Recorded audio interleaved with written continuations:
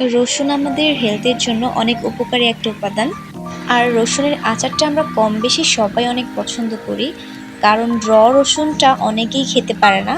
কিভাবে পারফেক্ট রসুনের আচার তৈরি করবেন সেটাই আজকে ভিডিওতে দেখাবো। আসসালামু আলাইকুম ভাইয়ারা অ্যান্ড আপুরা, কেমন আছেন সবাই? আশা করি ভালো আছেন, আমিও ভালো আছি।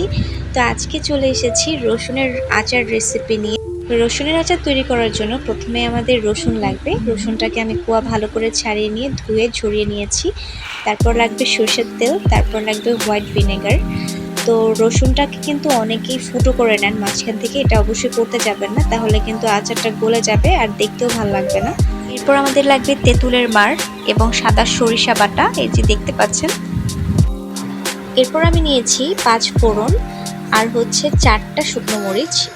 শুকনো মরিচগুলো ডেকোরেশনের জন্য। এই 5 ফোড়নগুলোকে এখন আমি একটা পাত্রে টেনে নিব। তারপর এটাকে আধ ভাঙা করে নিব, পুরোপুরি গুঁড়ো করব না। এরপর আবার চুলায় প্যান বসিয়ে দিয়ে আমি সরিষার তেল দিয়ে দিব।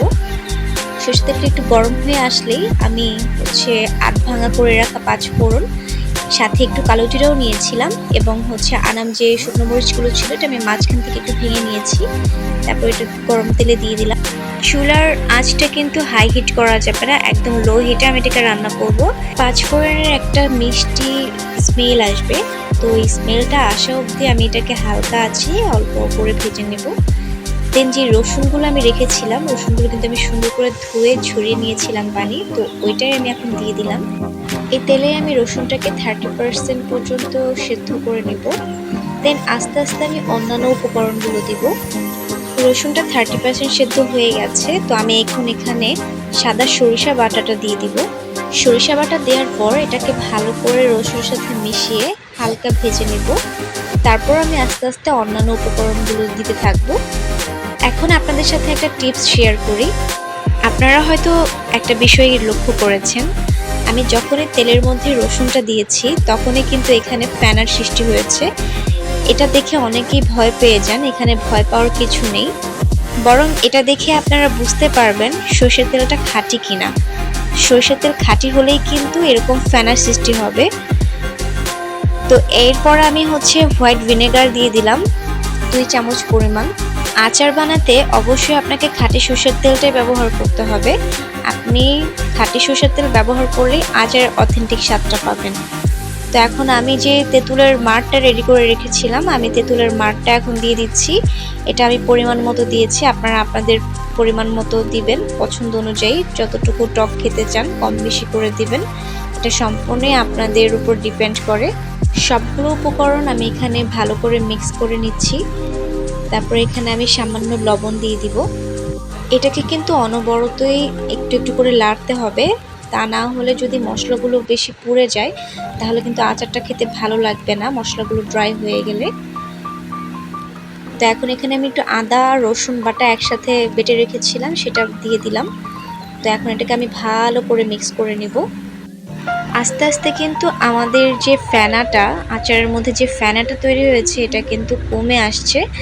আর এটা যত কমে আসবে বুঝতে হবে আমাদের আচারটা কিন্তু হয়ে যাচ্ছে।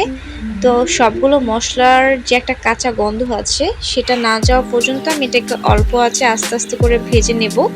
এখানে কিন্তু কোনো পানি অ্যাড করা যাবে না, কারণ আচারে কোনো পানি ব্যবহার করা যায় না। আর হোয়াইট ভিনেগারটা কিন্তু আপনারা অবশ্যই দেওয়ার চেষ্টা করবেন, কারণ হোয়াইট ভিনেগারটা দিলে আপনাদের আচারটা অনেক দিন পর্যন্ত আপনারা সংরক্ষণ করতে পারবেন। তো আমি আচারের স্বাদটা ব্যালেন্স করার জন্য সামান্য স্বাদ মতো চিনি দিয়ে নিলাম। এরপর আমি একটু ভালো করে নেড়ে চেড়ে নিচ্ছি।